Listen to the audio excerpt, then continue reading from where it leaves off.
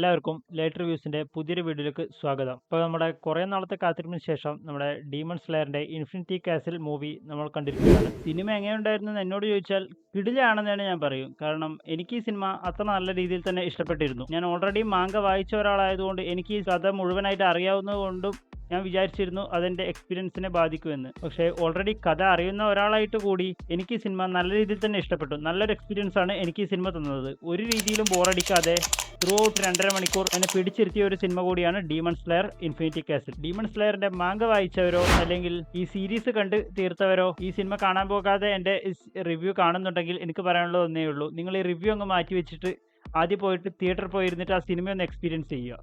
കാരണം ഇതുപോലുള്ള cinematic experience എപ്പം കിട്ടുന്നതല്ല, എപ്പോഴെങ്കിലുമൊക്കെ ഇങ്ങനെയുള്ള ഒരു സിനിമ കിട്ടുമല്ലോ. അപ്പം അത് മാക്സിമം തിയേറ്ററിൽ തന്നെ പോയിട്ട് എക്സ്പീരിയൻസ് ചെയ്യാൻ ശ്രമിക്കുക. കാരണം അത്രയ്ക്ക് നല്ലൊരു സിനിമയായിരുന്നു ഇത്. ഇനി നമ്മൾ സിനിമയിലേക്ക് നോക്കുകയാണെങ്കിൽ നമ്മൾ എവിടെയാണോ ഡീമൺ സ്ലെയറിന്റെ ഹാഷിര ട്രെയിനിങ് ആർക്ക് അവസാനിച്ചത് അവിടുന്ന് തന്നെയാണ് ഈ സിനിമ സ്റ്റാർട്ട് ചെയ്യുന്നതും. നമ്മുടെ ടാൻജിറോയും ബാക്കിയുള്ള ഹഷിരാസ് എല്ലാവരും കൂടി ആ ഇൻഫിനിറ്റി കാസിലിന്റെ ഡോർ ഓപ്പൺ ആയിട്ട് അതിൻ്റെ ഉള്ളിലേക്ക് വീഴുന്നതായിട്ടാണ് ഹാഷിര ട്രെയിനിങ്ങിന്റെ അവസാനം കാണിച്ചിരുന്നത്. പിന്നെ അങ്ങോട്ട് നമുക്കറിയാലോ, ഇവരെ ഇതിൻ്റെ ഉള്ളിൽ എത്തിക്കഴിഞ്ഞാൽ ഇവരെല്ലാവരും അങ്ങോട്ടും ഇങ്ങോട്ടും ഫൈറ്റ് ചെയ്യുന്നതായിരിക്കും കാണിക്കാൻ പോകുന്നതെന്ന്. അത് തന്നെയാണ് ത്രൂ ഔട്ട് സിനിമയിൽ കാണിച്ചു തന്നിരിക്കുന്നത്. അതോടൊപ്പം ഓരോ വില്ലന്മാർക്കും അവർക്ക് വേണ്ട ബാക്ക് സ്റ്റോറി കൊടുക്കാനും ഇവർ ശ്രദ്ധിച്ചിട്ടുണ്ട്. അതിൽ തന്നെ എടുത്തു പറയേണ്ടതാണ് അക്കാസേന്റെ ബാക്ക് സ്റ്റോറി. അക്കാസേന്റെ ബാക്ക് സ്റ്റോറി എന്നൊക്കെ പറഞ്ഞാൽ മാങ്കയിൽ വായിച്ചപ്പോൾ ഒരു കുറച്ചേ ഉണ്ടായിരുന്നുള്ളൂ. പക്ഷെ ഇതിലത് കാണിച്ച ആ ഫൈറ്റിന്റെ ഇടയിൽ ഇങ്ങനെ കട്ട് ചെയ്തിട്ട് അക്കാസിന്റെ ബാക്ക് സ്റ്റോറി കാണിച്ചത്, ഓ മോനെ കിടിലൻ. എന്നെ അത് വളരെയധികം ഇഷ്ടപ്പെട്ടു. ഏതാണ്ട് ഒരു 40 മിനിറ്റ് ഓളം ഉണ്ട് അക്കാസിന്റെ ബാക്ക് സ്റ്റോറി തന്നെ കാണിക്കുന്നത്. പിന്നെ ഇതിലെ ഫൈറ്റ് എന്നൊക്കെ പറഞ്ഞാൽ കിടിലായിട്ട് നമ്മളെ ആനിമയിൽ കാണുന്നതിന് മുകളിൽ ഒരു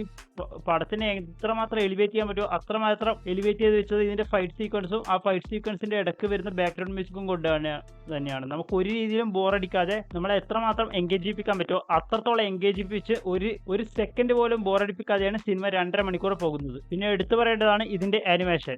ഇതിന് മുന്നേ ഉണ്ടായിരുന്ന സീരീസിൽ എങ്ങനെയായിരുന്നോ അതിനെക്കാട്ടി കുറച്ചും കൂടി നല്ല രീതിയിൽ തന്നെ ആനിമേഷൻ ചെയ്തിട്ടുണ്ട്.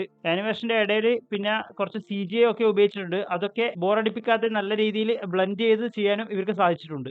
പിന്നെ ഈ സിനിമ കാണാൻ പോകുന്നതിന് മുമ്പ് ഞാൻ വിചാരിച്ചിരുന്നത് എന്താണെന്ന് വെച്ചാൽ, ഇത് 3 പാർട്ട് മൂവി ആയിട്ടാണല്ലോ ഇറങ്ങുന്നത്. അപ്പം ഓരോ സിനിമയിലും ഓരോ വില്ലന്മാരായിരിക്കും എന്നാണ്. എന്നാൽ അങ്ങനെയല്ല ഇത് എടുത്തു വെച്ചത്. ഇത് നമ്മളെ വൺ പീസിന്റെ ഒക്കെ ഒരു ആർക്കിൽ എങ്ങനെയാണോ ഒരേ സമയത്ത് തന്നെ വേറെ വേറെ സ്ഥലത്ത് ഓരോ ഫൈറ്റ് നടക്കുന്നുണ്ടാവും, അതുപോലെയാണ് ഇതിന്റെ എടുത്തു വെച്ചിരിക്കുന്നത്. ഒരേ സമയത്ത് ഡിഫറെന്റ് സ്ഥലത്ത് ഡിഫറെന്റ് ഫൈറ്റ് നടക്കുന്നുണ്ടാവും ഓരോ ക്യാരക്ടേഴ്സുമായിട്ടുള്ളത്. അതെനിക്ക് നല്ല രീതിയിൽ തന്നെ ഇഷ്ടപ്പെട്ടിരുന്നു. പിന്നെ കുറെ പേര് പറയുന്ന കേട്ടു സ്ക്രീനിൽ ബ്ലാക്ക് ബാർ വരുന്നതുകൊണ്ട് ഈ സിനിമ നല്ല രീതിയിൽ എൻജോയ് ചെയ്യാൻ പറ്റില്ല എന്നൊക്കെ. പക്ഷേ ഞാൻ പോയ തിയേറ്ററിൽ അങ്ങനെ ബ്ലാക്ക് ബാർ ഒന്നും ഉണ്ടായില്ല.